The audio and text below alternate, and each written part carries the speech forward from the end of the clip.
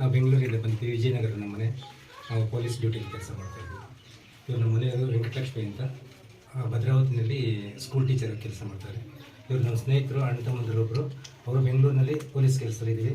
ಈ ಥರ ವಾಟ್ಸಪ್ಪಲ್ಲಿ ನೋಡಿ, ಇದು ಫೇಸ್ಬುಕ್ಕಲ್ಲಿ ನೋಡಿ ನಮಗೆ ಗೊತ್ತಾಯಿತು, ಬಂದಿದ್ವಿ. ನಮ್ಗೆ ಕನ್ಸಲ್ಲಿ ಬಂದು ಅಮ್ಮ ಏನೋ ಒಂದು ಅರ್ಕೆ ಮಾಡ್ಕೊಂಡಿದ್ವಿ. ಅದ್ರ ಪ್ರಕಾರ ನಮಗೆ ನಾವು ಇವ್ರಿಗೆ ಹೇಳಿದ್ವಿ, ಇವರು ಇನ್ನೊಬ್ರಿಗೆ ಹೇಳಿದ್ವಿ, ಇವ್ರ ಮುಖಾಂತರ ಇನ್ನೊಬ್ಬರಿಗೆ ಹೋಗಿತ್ತು. ಇವರು ಅವ್ರು ಹೇಳಿದ್ದಕ್ಕೆ ಅಮ್ಮ ಪ್ರೇಯರ್ ಮಾಡ್ಕೊಟ್ಟಿದ್ರು. ನಾವು ಮೊಬೈಲಲ್ಲಿ ನೋಡಿ ನಮ್ಮ ಸ್ನೇಹಿತರು, ನಮ್ಮ ಬ್ರದರ್ ತಿಳಿಸಿದ್ವಿ. ಅಮ್ಮ ನಿಜ ರೂಪದಲ್ಲಿ ಹೋಗಿ ಅವ್ರಿಗೇನು ಅರ್ಕೆ ಬೇಕು, ಅವ್ರಿಗೇನು ಆರೈಕೆ ಬೇಕೆಲ್ಲ ಮಾಡಿ ಇದು ಮಾಡ್ತು. ಹಾಗಾಗಿ ಇವ್ರಿಗೂ ಸ್ವಲ್ಪ ಹೊಟ್ಟೆಯಲ್ಲಿ ಸಮಸ್ಯೆ ಇತ್ತು.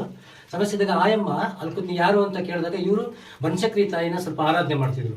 ಇವ್ರು ಇದ್ಕೊಂಡು ಬನಶಂಕರಿ ತಾಯಿ ಬಂದಿರ್ಬೋದು ಅಂತ ಹೇಳ್ಬಿಟ್ಟು ಹೇಳಿದ್ದಕ್ಕೆ ಅವ್ರು ಇದ್ಕೊಂಡು ಅಮ್ಮ ಯಾರು ನೀವಂತ, ನಾನು ಬನಶಂಕರಿ ಅಲ್ಲ, ನಾನು ಥರ ದುರ್ಗಾ ಪರಮೇಶ್ವರಿ ಅಂತ ಹೇಳ್ಬಿಟ್ಟು ಆಯಮ್ಮನ ತಿಳಿಸ್ತಾರೆ. ಆಗ ಈ ಥರ ನಮ್ಮ ಇವ್ರಿಗೊಬ್ರಿಗೆ ಈ ಥರ ಆಗಿದೆ, ಹೊಟ್ಟೆಲ್ ಸಮಸ್ಯೆ ಅಂದಾಗ ಅವ್ರಿಗೆ ಆರೋಗ್ಯ ಚೆನ್ನಾಗಿದೆ. ಕನ್ಸಲ್ಲಿ ನಮಗೂ ಬಂದಿತ್ತು. ನಮಗೆ ಬಂದಮೇಲೆ ನಾವು ಇವ್ರಿಗೆ ತಿಳಿಸಿ, ಇವ್ರು ಇನ್ನೊಬ್ರು ತಿಳಿಸಿ, ಮತ್ತು ನಮ್ಮ ಮನೆಯವ್ರಿಗೆ ತಿಳಿಸಿ ಇಲ್ಲಿಗೆ ಅಮ್ಮನ ದರ್ಶನ ಮಾಡಿಕೊಂಡು ಗುರುಗಳ ಆಶೀರ್ವಾದ ಪಡ್ಕೊಂಡು ಹೋಗೋಣ ಅಂತ ಬಂದಿದ್ವಿ. ಎಲ್ಲರೂ ಒಳ್ಳೆಯದಾಗಿತ್ತು.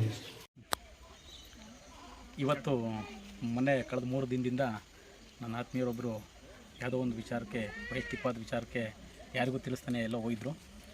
ಆ ಸಂದರ್ಭದಲ್ಲಿ ನಮಗೂ ಕೂಡ ಏನೋ ಒಂದು ಮನಸ್ಸಿಗೆ ನಿನ್ನೆಯಿಂದ ನೋವಿತ್ತು. ಇವತ್ತು ಬೆಳಗಿನ ಜಾವ ನನಗೆ ಅಮ್ಮನವರು ನನ್ನ ಬೆಳಗಿನ ಜಾವದ ಕನಸಲ್ಲಿ ಬಂದರು.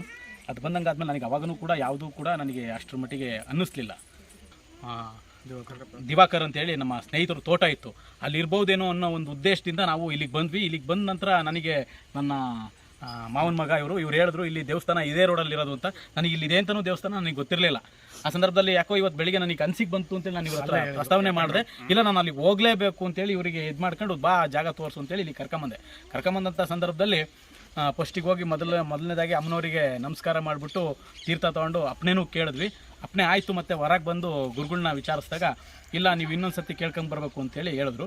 ಅದೇ ರೀತಿ ಮತ್ತೆ ಹೋಗಿ ಕೇಳ್ಕೊಂಬಂದಾಗ ಆಯಿತು ಅಂತೇಳಿ ಹೇಳಿದ್ರು. ಅದಾದ ನಂತರ ಹೊರಗೆ ಬಂದಾಗ ಗುರುಗಳಿಗೆ ಅದನ್ನು ತಿಳಿಸಿದ ನಂತರ ಈಗ ಬರ್ಬೋದು, ನೀವು ಮನೆಗೆ ಹೋಗೋದ್ರೊಳಗೆ ಬರ್ಬೋದು, ಒಟ್ಟಿಗೆ ಬರ್ತಾರೆ ಹೋಗಿ ಅಂತ ಹೇಳಿದ್ರು. ತತ್ಕ್ಷಣ ಒಂದು 5 ನಿಮಿಷನೂ ಆಗಿರಲಿಲ್ಲ, ಮನೆಯಿಂದ ಫೋನ್ ಬಂತು, ಬಂದರು ಅಂತೇಳಿ ಫೋನ್ ಬಂತು. ತಾಯಿಗೆ ನಾವು ಯಾವತ್ತೂ ಕೂಡ ಶರುಣಿ ಅಲ್ಲ, ನಾವು ತಾಯಿ ನಮ್ಮಂಥವ್ರನ್ನ 1000 ಜನ ನೋಡಿರ್ತಾಳೆ. ಆದರೆ ಆ ತಾಯಿ ಪವಾಡ ನನಗಿವತ್ತು, ನನಗೆ ಈ ಕ್ಷಣಕ್ಕೂ ಕೂಡ ಕಣ್ಣಲ್ಲಿ ನೀರು ತುಂಬ್ಕೊಂಬರೋಂಥ ಸಂದರ್ಭ. ತಾಯಿ ಇರೋದು ದೇವರಾಣೆಗೂ ಸತ್ಯ. ನಾನು ಕೂಡ ತಾಯಿ ಪೂಜಾರಪ್ಪ. ಆದರೂ ಕೂಡ ಎಲ್ಲೋ ಒಂದು ಯಾವುದೇ ವಿಚಾರದಾಗೆ ನಮಗೆ ಇವತ್ತೇನು ಬೆಳಿಗ್ಗೆ ಆಯಿತು ಆ ದೃಶ್ಯ ಇವತ್ತು ಮತ್ತೆ ಬಂದು ಇವತ್ತು ಈ ಕ್ಷಣದಲ್ಲಾಗಿದ್ದು ನನಗೆ ಭಾರಿ ಅದ್ಭುತ